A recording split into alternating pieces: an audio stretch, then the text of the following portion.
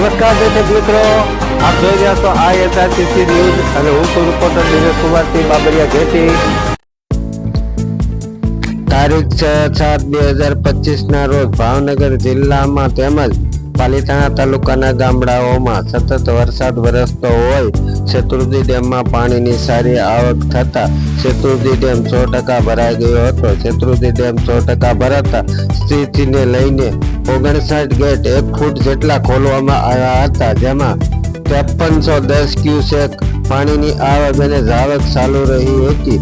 Shetrunji dam તારીખ 6/7/2025 ના રોજ સાંજે 5 કલાકની આસપાસ 59 ગેટ 1 ફૂટ ખોલવામાં આવ્યા હતા. નમસ્કાર દર્શક મિત્રો, વિડીયો સાથે આપનું હાર્દિક સ્વાગત છે. હું છું રિપોર્ટર દિનેશ કુમારસિંહ બાબરિયા ઘેટી અને આપ જોઈ રહ્યા છો ISRTC ન્યૂઝ.